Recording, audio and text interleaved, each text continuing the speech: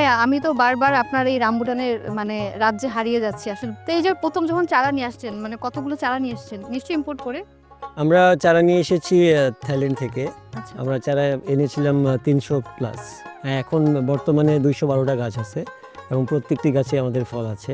First ইয়ারে কিছু গাছ মারা যায় কারণ আমরা বুঝতে পারিনি কীভাবে চাষ পদ্ধতি, তারপর হচ্ছে এটার পরিচর্যা কী করতে হয়, এগুলো আমরা তখন জানতাম না।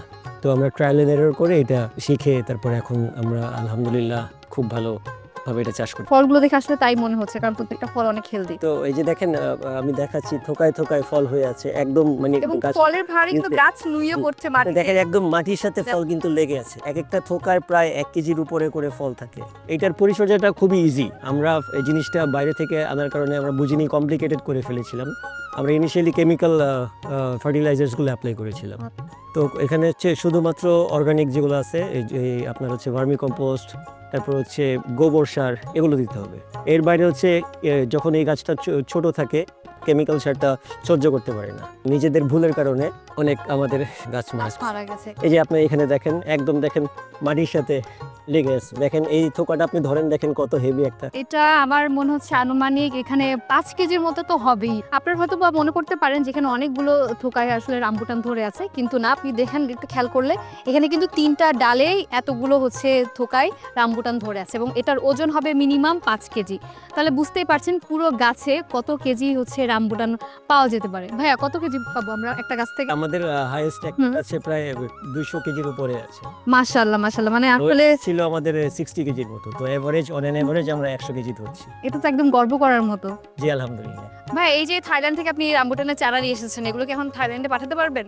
আমাদের ফার্স্ট চিন্তা হচ্ছে যে বাংলাদেশের মানুষকে আমরা ফার্স্ট অফ অল এই ফলটার সাথে ইন্ট্রোডিউস করব। অনেকেই এখনো রামবুটান কি জিনিস চিনে না। তো এটা বাংলাদেশের মানুষকে আমরা ইন্ট্রোডিউস করার পর হচ্ছে আমরা ইনশাল্লাহ এটা বিদেশে এটা এক্সপোর্ট করব। আপনি যেহেতু চারাও বিক্রি করছেন, আমি একটু যদি জানতে চাই, মানে আমাদের দর্শকদেরও আগ্রহ আছে, অনেকে হয়তো বা অনেকের মনে প্রশ্নটা আসতে পারে যে একটা আদর্শ চারা বা ভালো চারা আমরা চিনবো কিভাবে? সো রামবুটানের একটা ভালো চারা চেনার উপায় হচ্ছে আপনি চারার গোড়াটা দেখবেন, এটা মোটা হতে হবে। যে চারার গোড়াটা মোটা তার মানে হচ্ছে চারার বয়সটা অনেক, প্রায় 2 থেকে 3 বছরের চারা এটা হবে। ডালপালাগুলো দেখবেন যে সতেজ আছে। এভাবে একটা ভালো চারা চেনার উপায় হবে। আচ্ছা, এবং আরো একটা বিষয় জানা ছিল যে আমি যদি চাই আমার জেলাতে বা অন্য কোনো জেলাতে কেউ কি নিয়ে এই চারাটা রোপণ করলে সেও আপনার মতো এরকম সাফল্য আনতে পারবে কিনা ফলে? এটার উত্তর হচ্ছে দেখেন আমাদের বাংলাদেশের ছোট্ট একটা দেশ, এটা তো রাশিয়ার মতো বিশাল একটা দেশ না যে ওই প্রদেশে বরফ পড়ে, ওই প্রদেশে মরুভূমি। ছোট্ট একটা দেশ আমাদের, এবং আল্লাহর রহমতে সুজলা সফলা শস্য শ্যামলা মানে সব জায়গায় হয়। এই দেশের মধ্যে আপনি যে কোনো জায়গায় রোপণ করবেন, আপনি যদি আপনার এই গাছটাকে আপনার সন্তানের মতো যত্ন করেন, আদর করেন, গাছের যখন যেটা দরকার সেটা প্রয়োগ করেন, অবশ্যই আপনি খুব শীঘ্রই ফল পাবেন ইনশাআল্লাহ। আপনি এই যে এত সুন্দর আপনার গাছে ফল এসেছে, প্রত্যেকটা ফল মানে এই ফল দেখে কিন্তু মানে জানার একটা আগ্রহ থেকে যায় যে একটা আদর্শ ফল বা আমি পরিপক্ক ফল পাওয়ার জন্য আমাকে কি কি সাধনা করতে হবে বা কি কি পরিচর্যা করতে হবে। সো আপনি যখন গাছটা রোপণ করবেন তখন হচ্ছে আপনার একটা 3 ফিট বাই 3 ফিট গর্ত করতে হবে।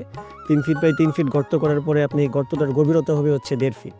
আপনি 50% মাটি ওখান থেকে সরাই ফেলবেন, বাকি 50% মাটি যেটা থাকবে ওটা আপনি গুঁড়া করবেন। গুঁড়ার সাথে আপনি ভার্মি কম্পোস্ট, যেটাকে কেঁচো সার বলে, এর পাশাপাশি যদি ভার্মি কম্পোস্ট কেঁচো সার আপনার না থাকে তাহলে আপনি গোবর সার, পচা গোবর সার সেটা দিবেন।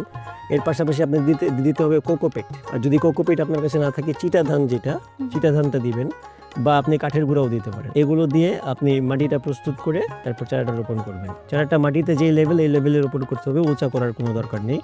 তারপর হচ্ছে আপনি এর সাথে দিবেন 3 থেকে 4টা দানাদার বিষ, যাতে করে মাটিতে কোনো পোকামাকড়ের আক্রমণ হয়ে চারা যেন মারা না যায়। এইভাবে দিয়ে রোপণ করার পর আপনি রেগুলার গাছের গোড়ায় পানি দিবেন এবং 3 থেকে 4 মাস অন্তর অন্তর গাছের গোড়ায় গোবর সার বা গাছের গোড়ায় ভার্মি কম্পোস্ট দেবেন। যদি আপনি গোবর সার দিচ্ছেন তাহলে 1 বছরে দিতে হবে আপনার 70 থেকে 80 কেজি, আর যদি আপনি ভার্মি কম্পোস্ট দেন তাহলে 25 থেকে 30 কেজি। তার মানে হচ্ছে ফল আসার আগ পর্যন্ত এই যতটাই এটা অল রাউন্ড দ্য ইয়ার। আর যখন ফল আসবে তখন আমরা ছত্রাকনাশক স্প্রে করি। অনেক সময় ছত্রাকের আক্রমণে দেখা যায় যে ফলগুলো একটু সাদা সাদা হয়ে যায়। তো সেক্ষেত্রে ছত্রাকনাশকটা মানে এটা যখন হয় দেখা যাচ্ছে যে মাসে বা 1 বার বা 2 বার এরকম স্প্রে করতে হয়। প্লাস হচ্ছে আমরা বছরে 2-1 বার কীটনাশকও স্প্রে করি, যাতে করে কোনো পোকামাকড় যেন আক্রমণ না করে। আরেকটা জিনিস আমি আপনাদেরকে বলতে চাই, এখানে আমার পুরো বাগানে দেখেন যে কোথাও কোনো নেট দেয়া নাই। এটা এটাতে চিন্তা কোনো করছিলাম মনে আক্রমণ- মনে যে আসলে পাখি আক্রমণ করে কি জি না, এটা পাখির কোনো আক্রমণ হচ্ছে না, এখানে আপনার হচ্ছে বাদুড়ের কোনো আক্রমণ নেই, কাঠবিড়ালি যেটা স্কোয়েল খাচ্ছে না, মানে আলহামদুলিল্লাহ এইটাতে কোনো রকম এক্সটার্নাল কোনো হার্ম নেই।